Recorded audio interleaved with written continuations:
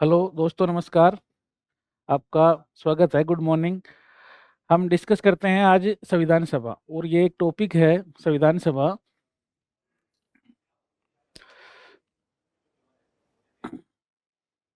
अभी जो एग्जाम है रीट मेंस, और रीट मेंस में ये टॉपिक दिया हुआ है और संविधान सभा टॉपिक दिया हुआ है, तो इससे एग्जाम में सवाल जरूर पूछा जाएगा और जरूर आएगा। तो हम इसमें देखेंगे कि भारत में संविधान का निर्माण कैसे हुआ, संविधान सभा का गठन कैसे हुआ, किस किन परिस्थितियों में संविधान सभा का गठन हुआ, और किस प्रकार संविधान सभा ने कार्य किए और संविधान का निर्माण किया।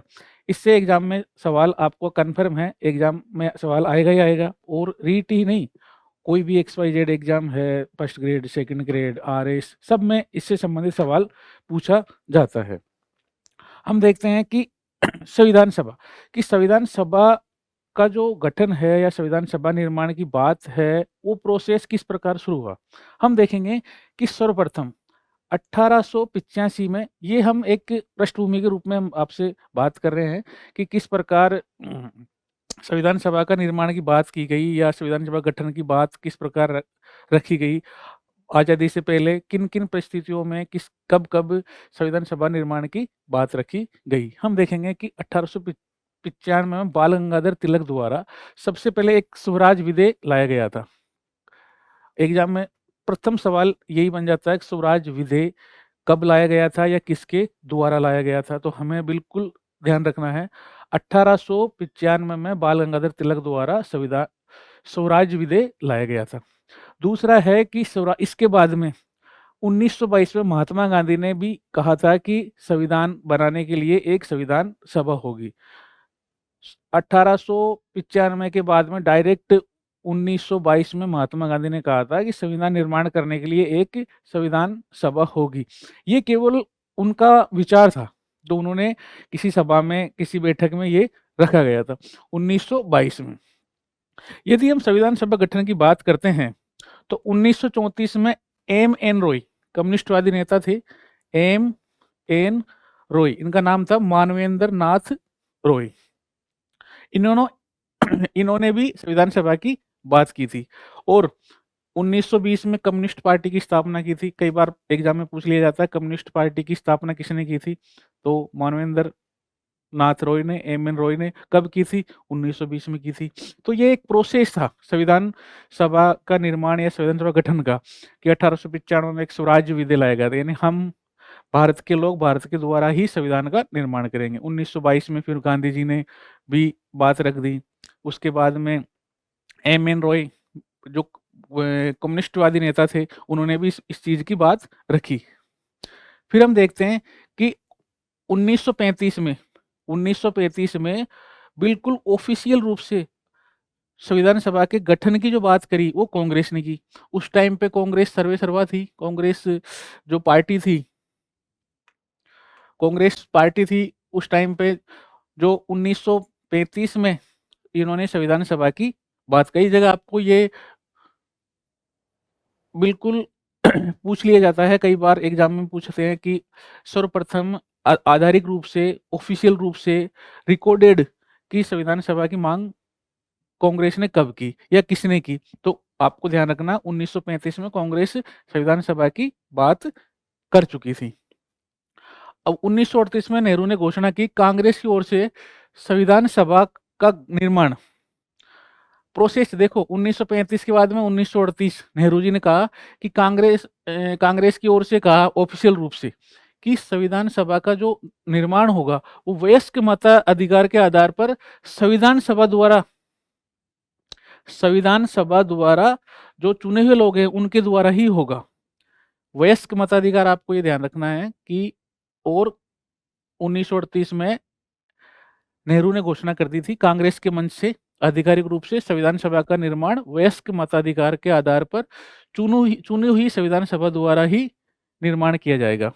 इसमें बाहरी कोई भी व्यक्ति का हस्तक्षेप नहीं होगा। 1938 आते आते हम बिल्कुल निश्चिंत हो गए थे कि संविधान सभा का निर्माण भारतीय लोगों द्वारा ही किया जाएगा और किसी भी बाहरी व्यक्ति का कोई भी हस्तक्षेप नहीं होगा, क्योंकि हमारे देश के लिए हमसे अच्छा कानून, हमसे अच्छा हित, कल्याण सोचने के लिए हमसे अच्छा और कौन हो सकता है, हम भारतीय। तो नेहरू जी बोल चुके थे कि 1938 में कांग्रेस के मन से बिल्कुल आधारिक रूप से कि संविधान सभा का निर्माण भारतीयों द्वारा ही बनाया जाएगा, वो भी वयस्क मताधिकार के आधार पर। बिल्कुल जो वयस्क होगा, मत देने की जिसकी जो आयु थी उस हिसाब से जो भी सक्षम है उसी को ही संविधान सभा में शामिल किया जाएगा। अब हम देखते हैं कि नेहरू जी की मांग को ब्रिटिश सरकार ने सैद्धांतिक रूप से 1940 में अगस्त प्रस्ताव के माध्यम से रखी।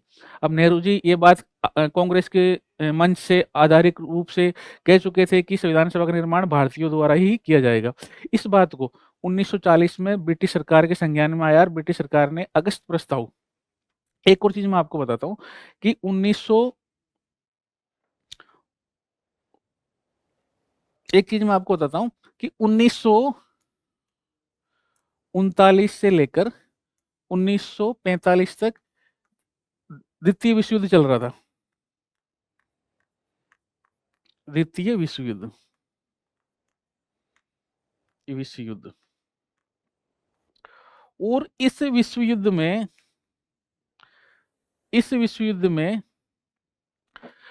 ब्रिटिश द्वारा भारत को शामिल करना ही था।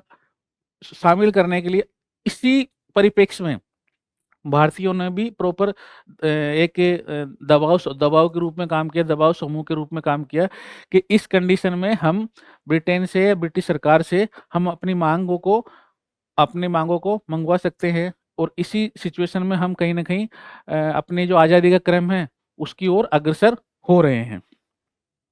तो इसमें क्या हुआ कि 1940 में अगस्त प्रस्ताव स्वीकार किया गया, किंतु ब्रिटिश सरकार ने अगस्त प्रस्ताव लाया 1940 में, किंतु इसमें बात क्या हुई कि एक चीज इसमें बोला था कि संविधान सभा निर्माण किया जाएगा ना, उसमें मुख्यतः भारतीय लोग होंगे।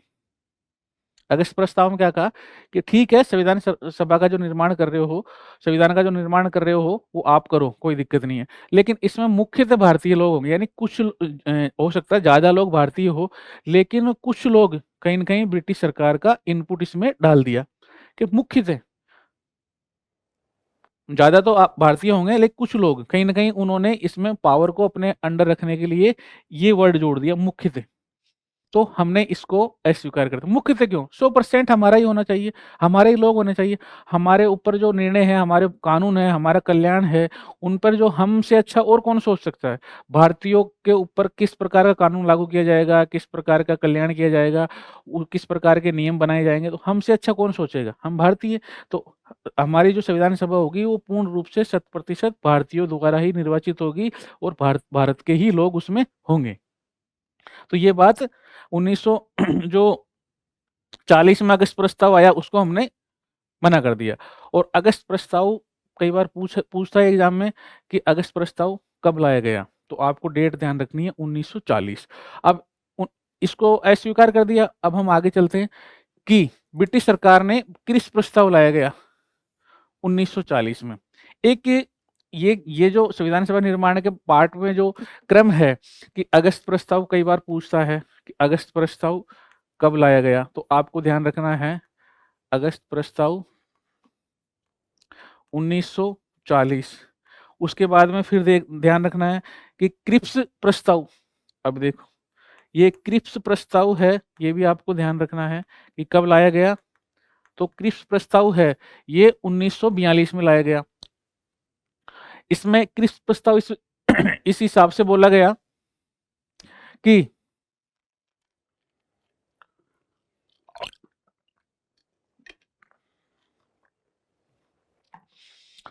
इसके जो चेयरमैन थे वो थे सर स्टैफोर्ड क्रिप्स। तो इनकी अध्यक्षता में यह प्रस्ताव लाया गया, और इसमें 3 सदस्य थे, कैबिनेट मंत्री थे कि sir Stafford Cripps, sir Pethick Lawrence और एवी अलेक्जेंडर। ये कई बार एग्जाम में पूछा गया। अगस्त क्रिप्स प्रस्ताव कब लाया गया? 1942 में। सदस्य कौन थे? Sir Stafford Cripps, sir Pethick Lawrence, A V Alexander. ये 3 सदस्य आपको ध्यान रखना है। क्रिप्स प्रस्ताव में 1942 डेट और 3 सदस्य, sir Stafford Cripps, sir Pethick Lawrence, A V Alexander, ये इसके चेयरमैन थे, अध्यक्ष थे। इनकी अध्यक्षता में लाया गया। अब हम बात करते हैं कि इसे स्पष्ट रूप से भारतीयों ने स्वीकार किया कि भारतीयों के लिए एक संविधान सभा होगी और युद्ध की समाप्ति के पश्चात संविधान सभा का निर्माण गठन किया जाएगा। इसमें क्या कहा, आप चीजों को समझना। अगस्त प्रस्ताव 1940 में जो लाया गया, उसमें कहा गया था कि मुख्यतः भारतीय लोगों के द्वारा संविधान सभा का निर्माण किया जाएगा। मुख्यतः हमने उसको अस्वीकार कर दिया। मुख्यतः क्यों? सारे ही 100% भारतीय ही होंगे संविधान सभा का। अब आप समझो, हमने जैसे ही उसको अस्वीकार किया, तुरंत 1942 में ब्रिटिश सरकार क्रिप्स प्रस्ताव लाती है। क्रिप्स प्रस्ताव का जो चेयरमैन होता है या अध्यक्ष तो होता है, सर स्टेफोर्ड क्रिप्स की अध्यक्षता में लाया जाता है। और इसमें कहा गया कि अब जो संविधान सभा का निर्माण करेंगे 100% भारतीय लोग होंगे। अब मुख्यतः जो वर्ड था उसको हटा दिया गया।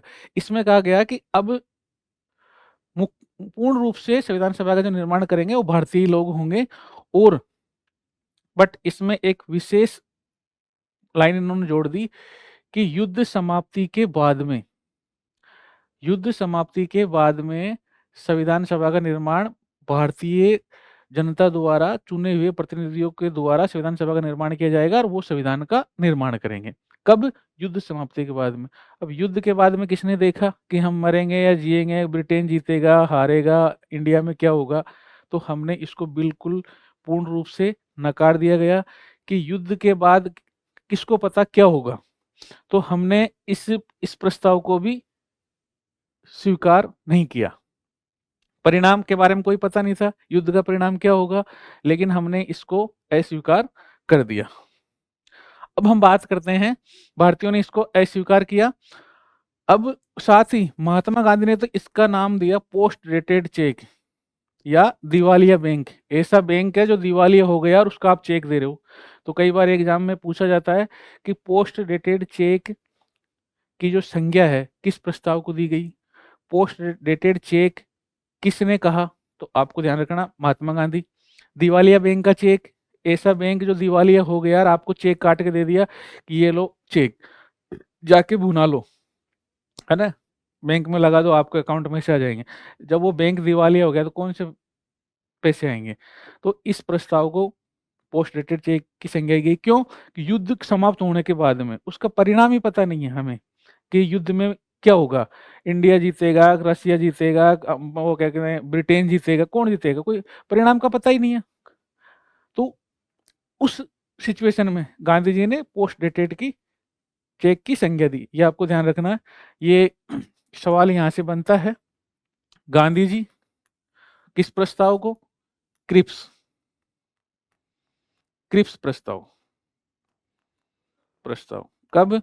1942। 3 सदस्य, आपको बिल्कुल माइंड में सेट रखना है, यहाँ से एग्जाम में डायरेक्ट सवाल आते हैं। मुस्लिम लीग ने भी इसको अस्वीकार कर दिया।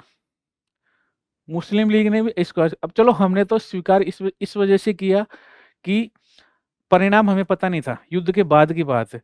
मुस्लिम लीग ने क्यों क्यों अस्वीकार किया? क्यों? क्योंकि अलग देश के लिए इसने संविधान सभा है ना, जो संविधान सभा होगी तो मुसलमानों के लिए बोला, मुस्लिम अलग चाहिए हमें, अलग संविधान सभा की बात की गई इसने, तो ये इन्होंने स्वीकार कर दिया। बोला हमको मुसलमानों के लिए अलग देश, जैसे पाकिस्तान की इन्होंने डिमांड रख दी थी 1940 में कि हमें पाकिस्तान अलग चाहिए, तो बोला हमें भी संविधान सभा अलग चाहिए, हम हमारा संविधान अलग बनाएंगे। तो ये इसमें थी नहीं, तो बात ये इन्होंने भी इसको अस्वीकार कर दिया, क्योंकि इसमें 2 स्वायत्त हिस्से यानी 2 देश, भारत और पाकिस्तान की बात इसमें नहीं की गई थी। अब हम देखते हैं ब्रिटेन में इटली की सरकार आई और कैबिनेट मिशन 1946 भारत आया। ये सबसे इंपॉर्टेंट चीज है कि एक तो कैबिनेट मिशन,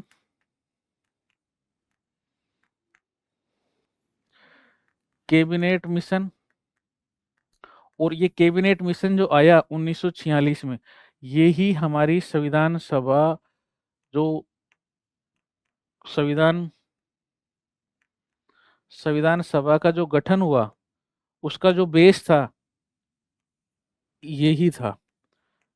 कई बार एग्जाम में पूछा जाता है कैबिनेट मिशन कब आया, तो आपको ध्यान रखना 1946 में।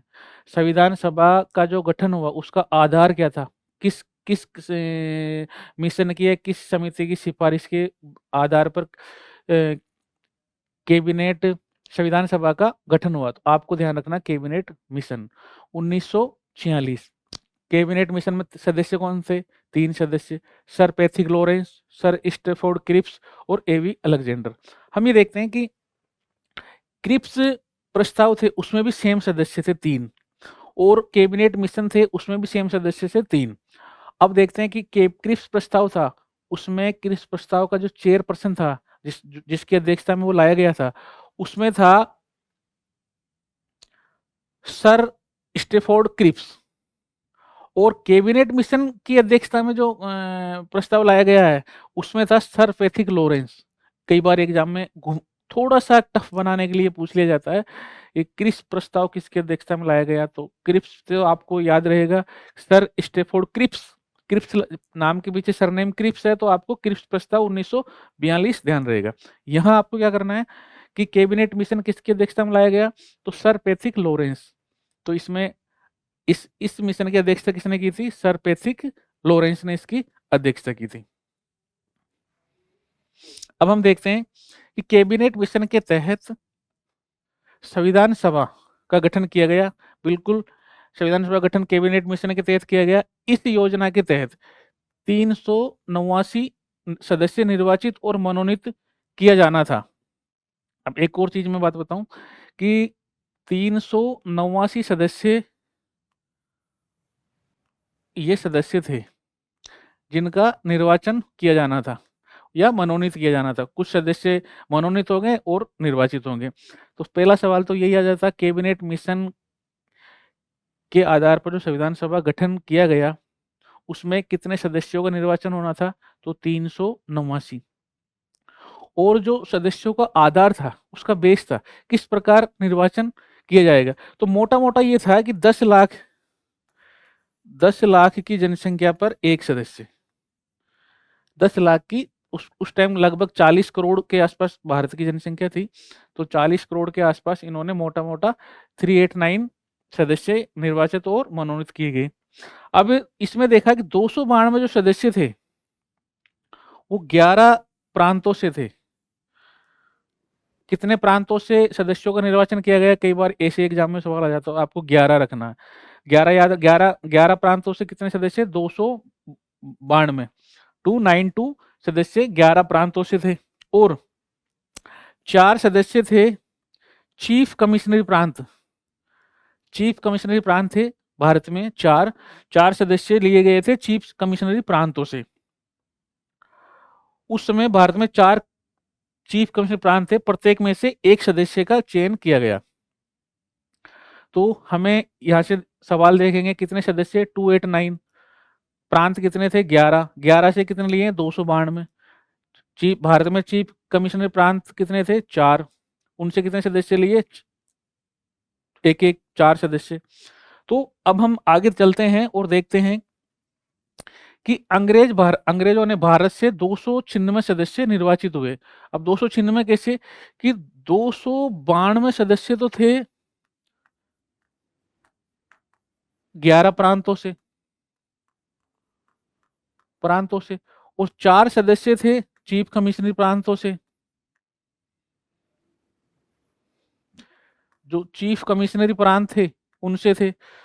अब ये सदस्य थे 296, ये 296 सदस्य थे निर्वाचित।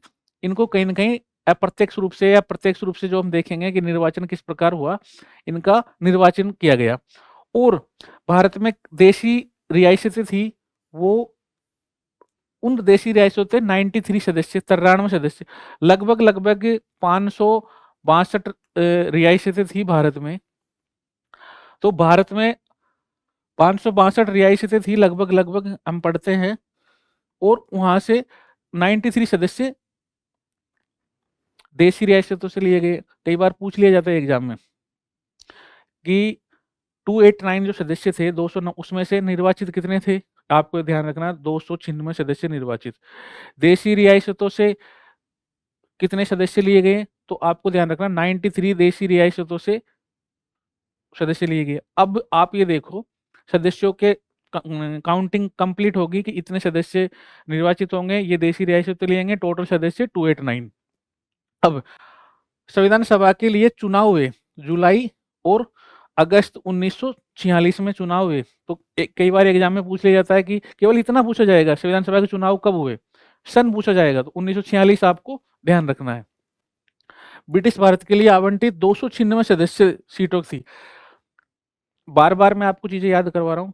296 सदस्य निर्वाचित, 93 सदस्य थे वो देशी रियासतों से लिए गए थे, 4 सदस्य चीफ कमिश्नरी प्रांतों से थे, 292 11 प्रांतों से, दोनों को मिला देंगे 11 प्रांतों को, 4 चीफ कमिश्नरी जो स्टेट थे अब उनको मिलाते ही 296 सदस्य निर्वाचित होते हैं। हम देखेंगे भारतीय राष्ट्रीय कांग्रेस को 208 और मुस्लिम को 73 और अन्य को 15। अब एक सवाल यही बन जाता है कि जो संविधान सभा के 289 सदस्य थे उसमें कांग्रेस के कितने सदस्य थे, मुस्लिम लीग के कितने सदस्य निर्वाचित हुए, कांग्रेस के कितने निर्वाचित सदस्य हुए, और अन्य में छोटे छोटे दल थे, कई निर्दलीय थे, तो वो अन्य उसमें आएंगे। तो मेन आपको मोटा मोटा जो ध्यान रखना है वो ये ध्यान रखना है कि भारतीय राष्ट्रीय कांग्रेस को 208 सीटें मिली, 208 सदस्य निर्वाचित होकर संविधान सभा में पहुंचे। मुस्लिम लीग को कितने मिले? 73 और अन्य कितने? 15। तो ये आपको फिगर ध्यान रखना है कि कितने कितने लोगों को संविधान सभा में निर्वाचित किया गया। अब हम देखते हैं कि जो 4 चीफ कमिश्नरी प्रांत थे उनसे एग्जाम में पूछा जाएगा। 11 प्रांतों से जो 292 जो सदस्य थे उनको नहीं पूछते क्योंकि 292 सदस्यों के नाम याद नहीं किए जा सकते। लेकिन ये जो 4 प्रांत है, Ajmer, A for Ajmer, B for Baluchistan, C for Coorg, D for Delhi, तो ए बी सी डी के नाम से आपको इनको याद रखना है। भारत में 4 चीफ कमिश्नरी प्रांत थे, एक अजमेर, ए से अजमेर, बी से बलूचिस्तान, सी से कुर्ग और डी से Delhi. A B C D 4 आपको प्रांत आज के बाद में आप भूलोगे नहीं। ए बी सी डी, ए से अजमेर, बी से बलूचिस्तान, सी से कुर्ग और डी से दिल्ली। यहाँ से अजमेर मेरवाड़ा में कौन था? मुकुट बिहारी लाल भार्गव। अजमेर मेरवाड़ा में कौन था? मुकुट बिहारी लाल भार्गव। बलूचिस्तान ये पाकिस्तान में है वर्तमान में, और यहाँ से कौन था? जयराम। जयराम जयराम। कुर्ग कर्नाटक से था सी एम पुनाचा। दिल्ली से था देश बंधु गुप्त, डीबी गुप्त। तो ये चारों के चारों प्रांत, चीफ कमिश्नर प्रांत आपको ध्यान रखने हैं, ABCD के माध्यम से याद रहेगा। ए से अजमेर, बी से बलूचिस्तान, सी से कुर्ग और डी से दिल्ली। ए में अजमेर, अजमेर में कौन? मुकुट बिहारी लाल भार्गव। बी से बलूचिस्तान जो वर्तमान पाकिस्तान में है, जयराम दौलत राम इसका नाम। और कुर्ग कर्नाटक, इसमें CM पुनाचा। डी से दिल्ली, देश बंधु गुप्त। अब इसमें डी से दिल्ली, दी से द, तो ये आपको कभी नहीं भूलोगे, द से द, तो दिल्ली देश बंधु गुप्त, ये आपको ध्यान रख। राजस्थान है तो राजस्थान में आप याद रखोगे मुकुट बिहारी लाल भार्गव। ठीक है, अब आगे चलते हैं। हम देखते हैं कि जो 93 सदस्य का प्रतिनिधित्व देशी रियासतों से के द्वारा मनोनयन से किया गया था। एक और चीज मैं आपको बात बताता हूं कि संविधान सभा में देशी रियासतों ने 93 सदस्य का निर्वाचन जो मनोनयन था, यानी उनकी प्रत्यक्ष रूप से या नियुक्ति नहीं की, निर्वाचन नहीं हुआ, केवल मनोनीत किया गया था कि भाई ये रियासत थी कि अजमेर है, जयपुर है, कि यहाँ से उस रियासत में जो वहाँ का राजा था, तो उन्होंने बोला कि संविधान सभा में इस प्रतिनिधित्व को हम भेजते हैं। केवल और केवल प्रतिनिधित्व भेज दिया, प्रतिनिधि भेज दिया कि भाई ये प्रतिनिधि हमारी तरफ से संविधान सभा में जाता है। तो ऐसे कितने से 93 उनका मनोनयन किया गया। लेकिन इन देशी रियासतों ने क्या कहा, संविधान सभा से अलग रहने की निर्णय लिया। हमने भेज तो दिया, ठीक है, लेकिन हम अलग रहेंगे, तुम तुम्हारा काम करते रहो, बनाते रहो संविधान, हम कुछ इंटरफेयर नहीं करेंगे, हम तो देखेंगे बैठे बैठे दूर से। तो लेकिन सवाल यहां से नहीं आता, सवाल आता है कितने सदस्य थे और ये मनोनीत किए गए। मनोनीत वर्ड आएगा एग्जाम में, मनोनीत। इसमें यदि ये आए कि देशी रियासतों से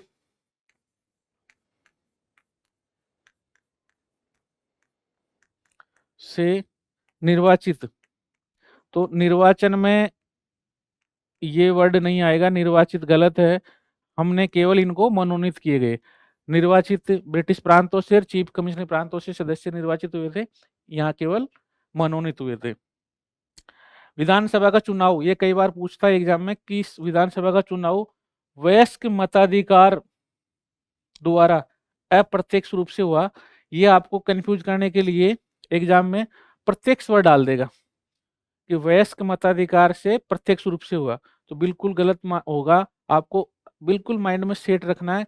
कुछ पॉइंट ऐसे होते हैं जो दिमाग में आपके फिट होने चाहिए कि संविधान सभा का चुनाव, यानी संविधान सभा का चुनाव वयस्क मताधिकार वर्ड आपको दिमाग में रखना है, और अप्रत्यक्ष रूप से, उस टाइम प्रत्यक्ष रूप से नहीं हुआ था, डायरेक्ट इलेक्शन जनता ने नहीं किए गए थे, अप्रत्यक्ष रूप से। अप्रत्यक्ष किस प्रकार, जिस प्रकार हम राष्ट्रपति का चुनाव करते हैं, हम सांसद और विधायक को चुनते हैं, सांसद और विधायक मिलकर राष्ट्रपति का चुनाव करते हैं, तो ये हो गया अप्रत्यक्ष रूप से। प्रत्यक्ष कैसे हैं कि हमने किसी विधायक को चुनाव मत दिया, वो प्रत्यक्ष, सरपंच को चुनाव किया, वो प्रत्यक्ष, सांसद को चुनाव, प्रत्यक्ष। लेकिन विधायक और सांसद मिलकर राष्ट्रपति का चुनाव, वो अप्रत्यक्ष। वार्ड पंच, जो सरपंच का चुनाव करते हैं, वो भी अप्रत्यक्ष रूप से होता है, वो प्रत्यक्ष नहीं, हम केवल वार्ड पंच चुनते हैं, वार्ड पंच मिलकर सरपंच का चुनाव करते हैं, उप सरपंच और सरपंच वार्ड पंच मिलकर बनाते हैं, तो सरपंच का चुनाव भी, हाँ सॉरी, सरपंच का चुनाव डायरेक्ट प्रत्यक्ष रूप से होता है, उप सरपंच का जो चुनाव होगा वो अप्रत्यक्ष रूप से होगा एकदम। तो ये ध्यान रखना कि हमने अप्रत्यक्ष रूप से चुना है, जिस प्रकार उप सरपंच चुना जाता है, क्योंकि वार्ड पंच मिलकर और सरपंच उप सरपंच का चुनाव करते हैं, सरपंच हमारे स्थानीय प्रशासन में डायरेक्ट चुना जाता है, तो हमें अप्रत्यक्ष वर्ड ध्यान रखना, सॉरी। हम देखते हैं कि हैदराबाद एक ऐसी रियासत थी जिसके प्रतिनिधि संविधान सभा में शामिल नहीं हुए।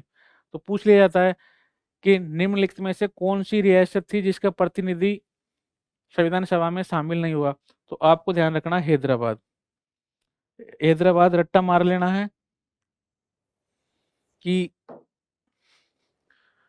हैदराबाद से संविधान सभा में कोई प्रतिनिधि शामिल नहीं हुआ था।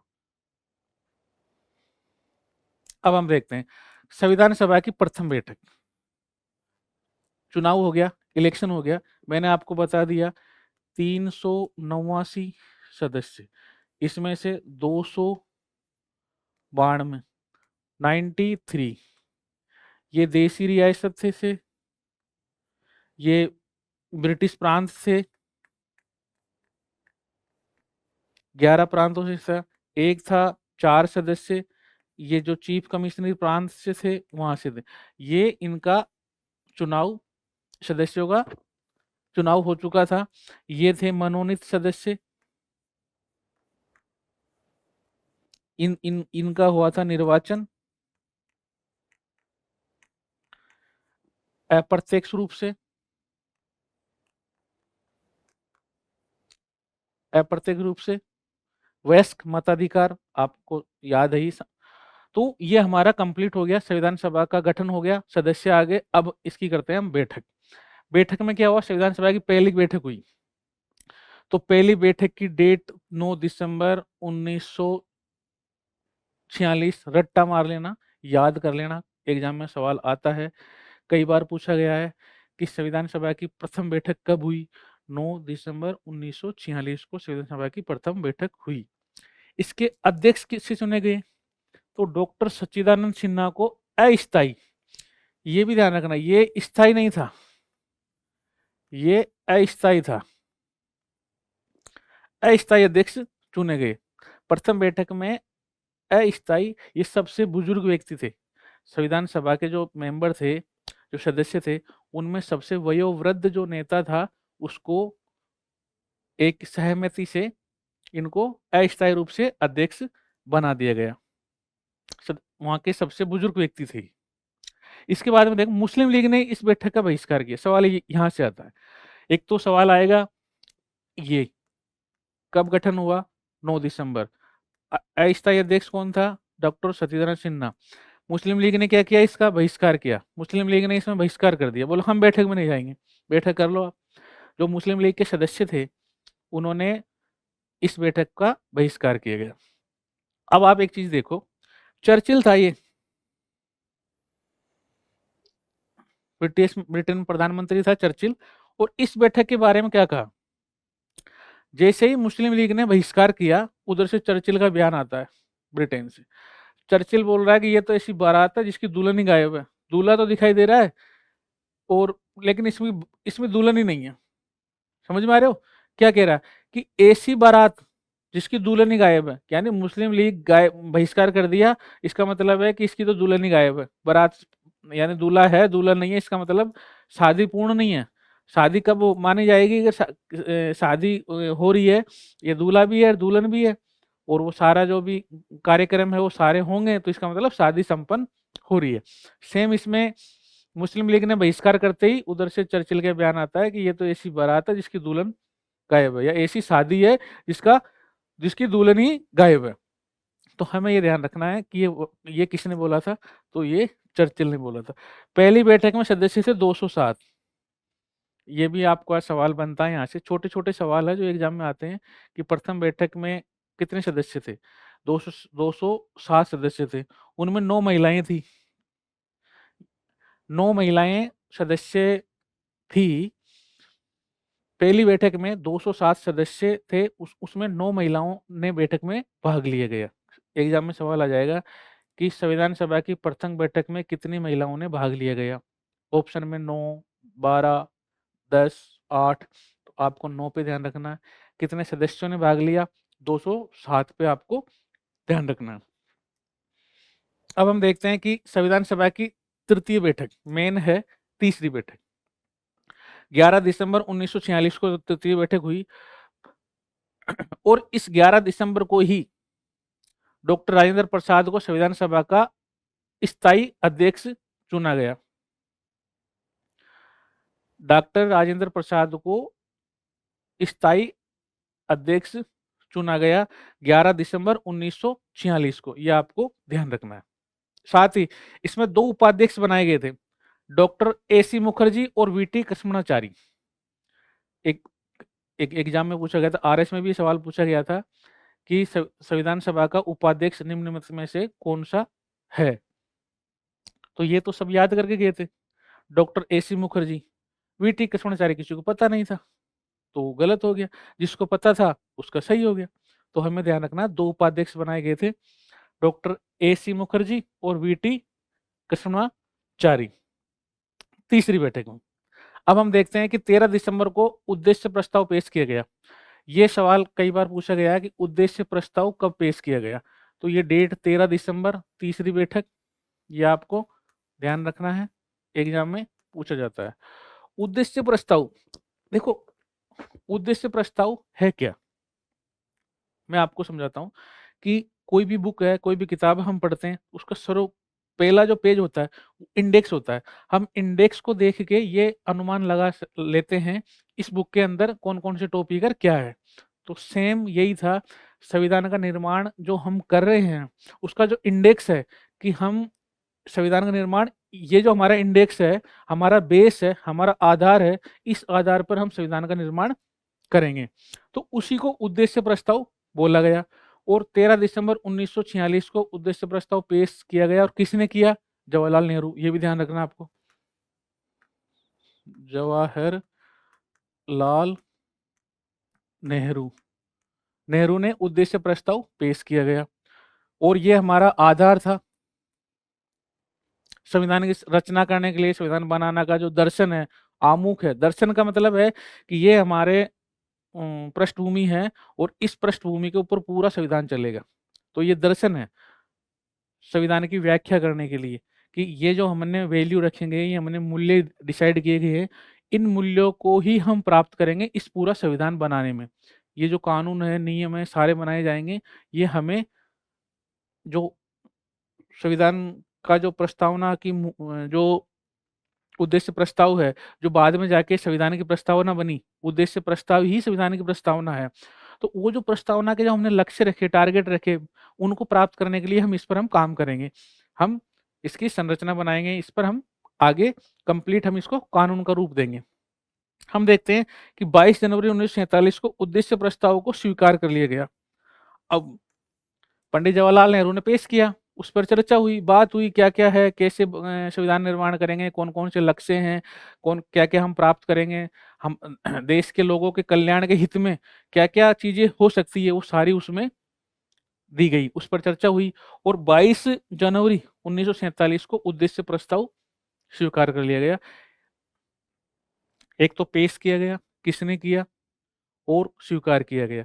ये 3 डेट आपको ध्यान रखनी है। 13 दिसंबर 1946 को उद्देश्य प्रस्ताव पेश किया गया। उद्देश्य प्रस्ताव जो है संविधान का दर्शन है, उस दर्शन के आधार पर संविधान का निर्माण हुआ। और आज भी वर्तमान में भी संविधान का जो प्रस्तावना है, उसी को बेस बनाकर कई बार सरकार डिसीजन नीतियां बनाती है। सुप्रीम कोर्ट, हाई कोर्ट, न्यायपालिका है, वो उसके बेस पर डिसीजन करती है। 22 जनवरी 1947 को इसको स्वीकार संविधान सभा ने स्वीकार कर लिया गया। तो हम देखते हैं नेक्स्ट कि 29 अगस्त संविधान निर्माण के लिए संविधान समिति का गठन किया गया। एक और चीज, अब उद्देश्य प्रस्ताव पेश हो गया, उद्देश्य प्रस्ताव को स्वीकार कर लिया, कंप्लीट हो गया। अब संविधान को निर्माण करने के लिए कमेटी का भी गठन करना है। तो संविधान सभा है, उसने एक कमेटी का गठन किया गया 29 अगस्त 1947 को। उस कमेटी को कई बार एग्जाम में पूछा गया है, उसका नाम आता है पांडुलेखन समिति भी आ जाएगा, ड्राफ्टिंग कमेटी भी आ जाएगा, और प्रारूप समिति भी आ जाएगा। ये 3 नाम आपको ध्यान रखना है। प्रारूप समिति, प्रारूप प्रारूप समिति, ये कई बार पूछा गया है एग्जाम में। इसकी इसकी कब गठन किया गया? पांडुलेखन भी आता है,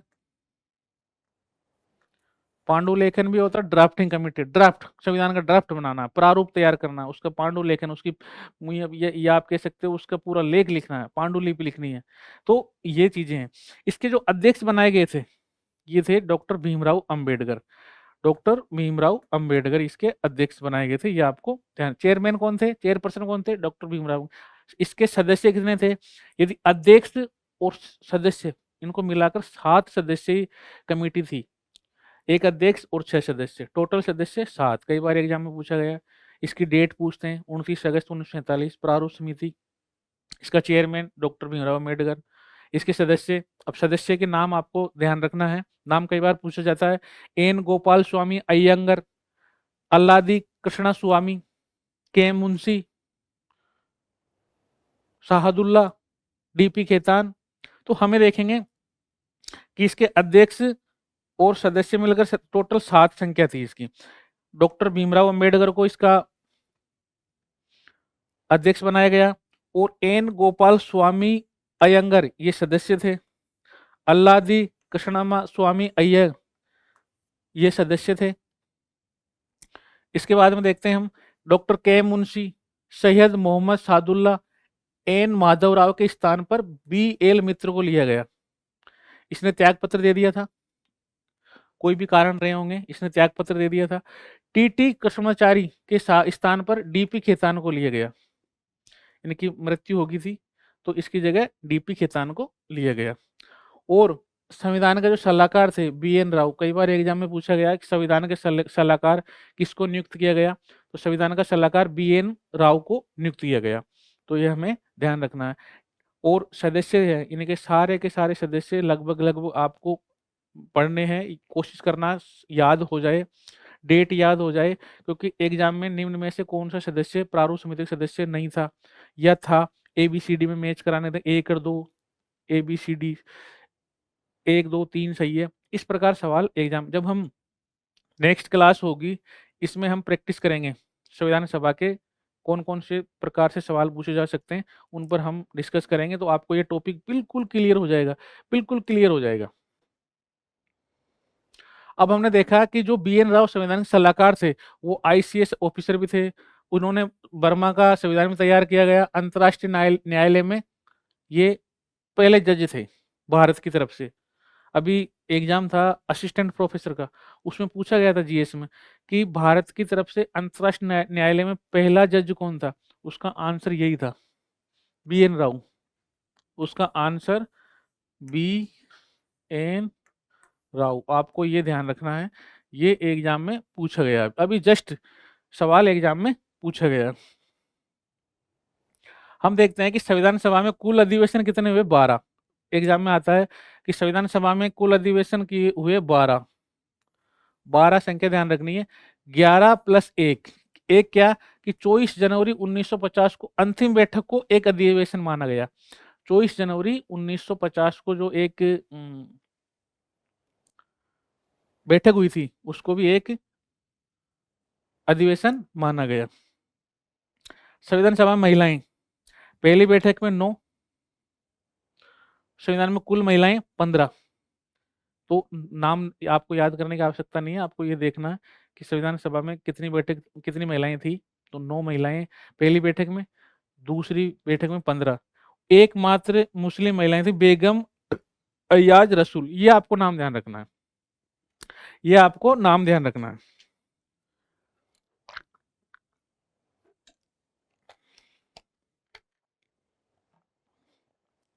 ये आपको नाम ध्यान रखना है कि एकमात्र मुस्लिम महिला कौन सी थी, बेगम अयाज रसूल।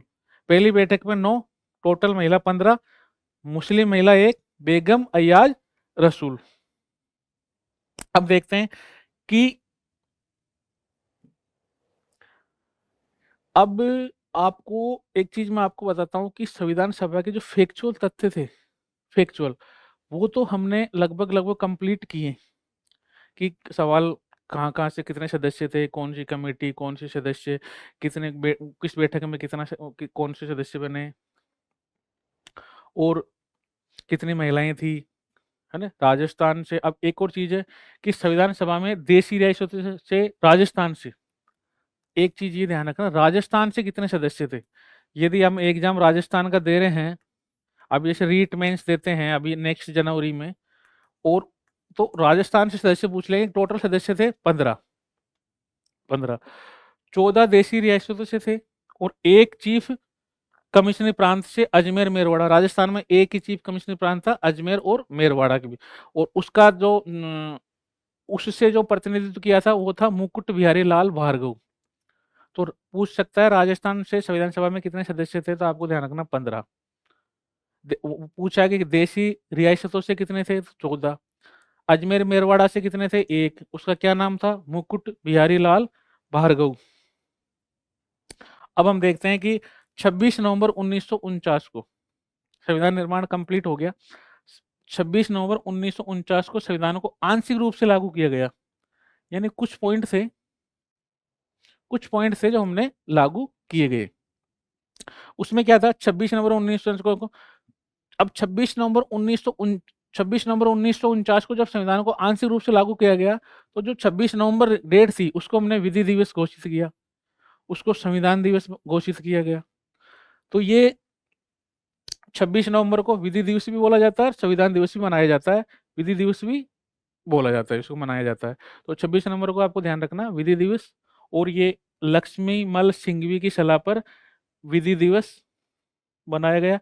यदि सवाल को टफ करेंगे तो ये पूछ लेंगे कि विधि दिवस 26 नवंबर को जो विधि दिवस मनाया जाता है वो किस समिति की सलाह पर बनाया गया या घोषित किया गया? तो हमें ध्यान रखना, लक्ष्मीमल एल.एम. सिंघवी की समिति पर। इसमें 16 अनुच्छेदों को लागू किया। 26 नवंबर 1949 को 16 अनुच्छेद, ये अनुच्छेद आपसे पूछेंगे नहीं एग्जाम में।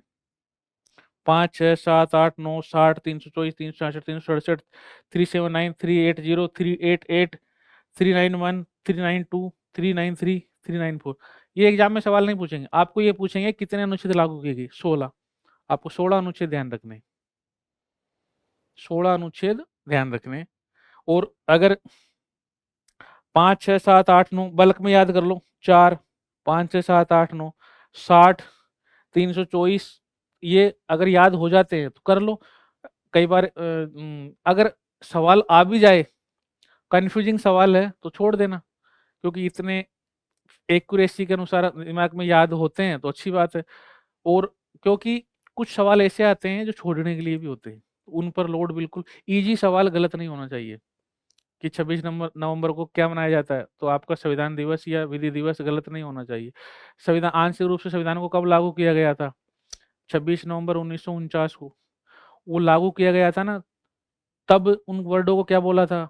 आत्म अपनाया गया, अधिकृत किया गया। तो ये हम जब प्रस्तावना पढ़ेंगे तब और क्लियर हो जाएगा ये चीजें।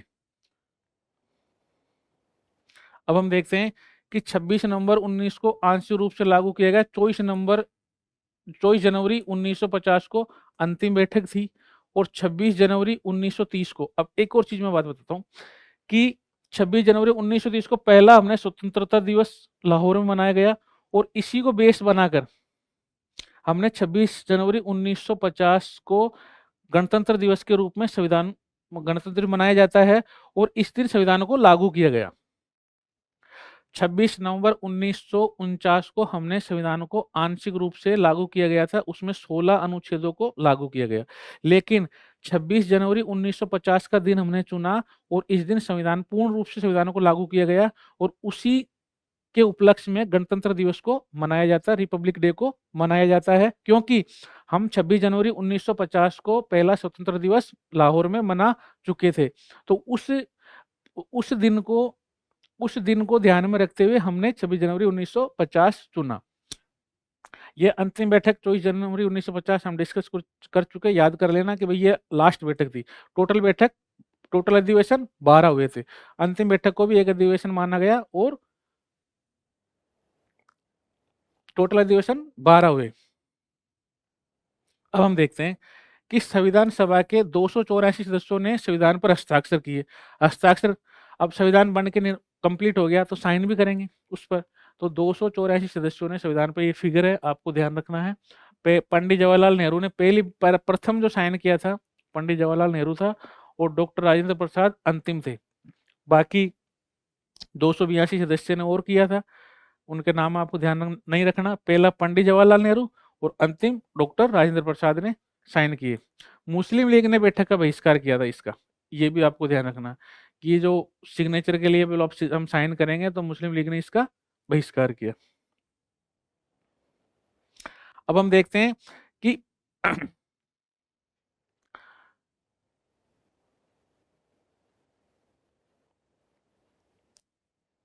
अब आप इस चीज को देखो कि 389 सदस्य थे, 389 सदस्य अपने टोटल थे, ये फिगर गलत, 389 जो सदस्य थे उसमें से 73 सदस्य मुस्लिम लीग के थे, 73 सदस्य मुस्लिम लीग के थे।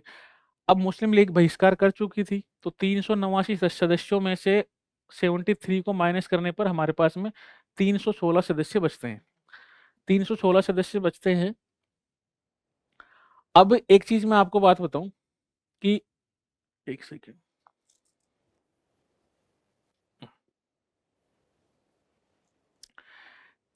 389 सदस्य थे, उसमें से मुस्लिम लीग के जो सदस्य, बैठक का लास्ट जो बैठक थी उसको बहिष्कार करने के बाद में जिस पर हमने साइन किए, उनमें इनको माइनस करने के बाद में 316 सदस्य 316 सदस्य हमारे थे, कुल सदस्य थे। लेकिन उस बैठक में 324 सदस्य थे टोटल, 324। क्योंकि कुछ लोग ऐसे सदस्य थे जो थे तो मुस्लिम लीग के, बहिष्कार भी किया, उसके बाद भी बैठक में शामिल हुए, क्योंकि मुस्लिम लीग एक पार्टी थी और पार्टी ने बहिष्कार किया। अब पार्टी ने बहिष्कार किया, लेकिन कुछ लोगों का, जो मुस्लिम थे, उनका हित कहीं ना कहीं हिंदुस्तान से, देश से जुड़ा हुआ था। तो वो, चलो हम देखते हैं, अंदर साइन नहीं करेंगे, खड़े ही रहेंगे, क्या बहस चल रही है उसी को देखेंगे। तो उस प्रकार संविधान सभा में वो उसमें शामिल हुए थे, बैठक में भाग लिया था, देखे थे। तो इस प्रकार 324 सदस्य थे। मुस्लिम लीग के कुछ सदस्य शामिल थे। अब हम देखते हैं कि 1946 में माउंटबेटन योजना आई, और माउंटबेटन योजना जो आई, उससे भारत और पाकिस्तान का विभाजन का जो आधार था, वो माउंटबेटन योजना थी। कई बार एग्जाम पूछा जाता है कि भारत पाकिस्तान का आधार, कैबिनेट मिशन, माउंटबेटन योजना, वेवेल योजना। तो आपको ध्यान रखना है, माउंटबेटन योजना कैबिनेट मिशन का आधार थी। अब पाकिस्तान अलग कर दिया गया, भारत अलग कर दिया गया, तो सदस्यों की संख्या 299, सदस्य की संख्या 299, 299 आ गई। सवाल यही बन जाता है कि भारत बंटवारे के बाद में संविधान सभा की सदस्य संख्या कितनी थी? 299। भारत पाकिस्तान के विभाजन के बाद में संविधान सभा की संख्या कितनी थी? 299। ये आपको ध्यान रखना है। बंटवारे का आधार क्या था? माउंटबेटन योजना। 15 अगस्त 1947 को भारत कंप्लीट रूप से आजाद हो चुका था, संप्रभु, पूर्ण रूप से आंतरिक और बाह्य निर्णय लेने में बिल्कुल सक्षम। और 15 अगस्त 1947 को संविधान सभा में 299 सदस्य थे, उसमें से 229 सदस्य ब्रिटिश प्रांतों से थे और 70 सदस्य देशी रियासतों से थे। 70 सदस्य देशी रियासतों से थे। ये आपको बिल्कुल याद रखना है। आजादी के बाद में संविधान सभा में 299 सदस्य, 229 सदस्य ब्रिटिश प्रांतों से और 70 सदस्य देशी रियासतों से। 24 जनवरी 1950 को भारत का प्रथम राष्ट्रपति चुना गया डॉक्टर राजेंद्र प्रसाद को। 24 जनवरी 1950 को भारत का प्रथम राष्ट्रपति चुना गया, और संविधान सभा के उस टाइम अध्यक्ष कौन थे? डॉक्टर राजेंद्र प्रसाद। संविधान सभा के एक और चीज मैं आपको बात बताता हूँ, कई बार एग्जाम में पूछा जाता है। ये संविधान सभा,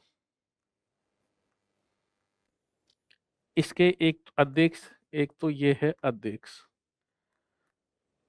डॉक्टर राजेंद्र। ये जो डॉक्टर राजेंद्र प्रसाद है, ये क्या करते थे कि यदि संविधान का निर्माण चल रहा है,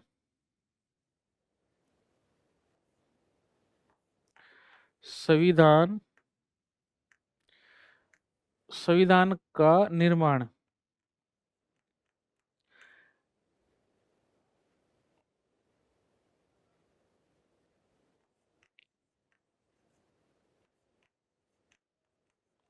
संविधान का निर्माण यानी संविधान बनाया जा रहा है, बनाने के ऊपर बहस हो रही है, उसमें आपस में वाद विवाद हो रहे हैं चीजों को, उस टाइम अध्यक्षता करता था डॉक्टर राजेंद्र प्रसाद। लेकिन भारत आजाद 1947 में हो चुका था 15 अगस्त को, और लागू हुआ 26 जनवरी 1950 को। तो लगभग 3 साल देश का शासन संचालन भी चलाना था, कानून नियम भी बनाने थे, और उनके अकॉर्डिंग देश को संचालन करना था।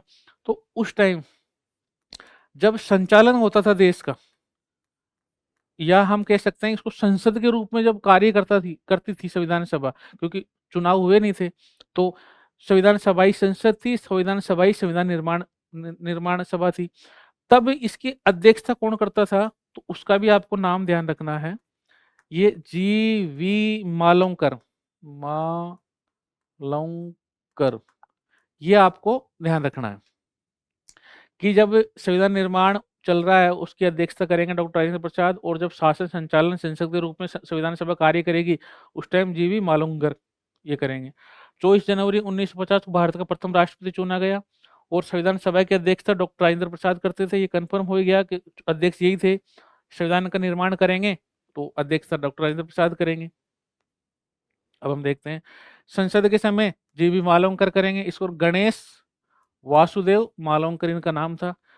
संसद के समय जब कानून का निर्माण के रूप में देश के शासन संचालन के लिए कार्य करेगी तो जीवी मालवंकर करेंगे। अब हम देखते हैं ये जो फैक्ट है, कई बार एग्जाम में पूछते हैं कि 22 जुलाई 1947 को राष्ट्रीय ध्वज 22 जुलाई 1947 को राष्ट्रीय ध्वज को अपनाया गया। 24 जनवरी 1950 को राष्ट्रीय गान को अपनाया गया। 24 जनवरी 1950 को राष्ट्रीय अपनाया गया।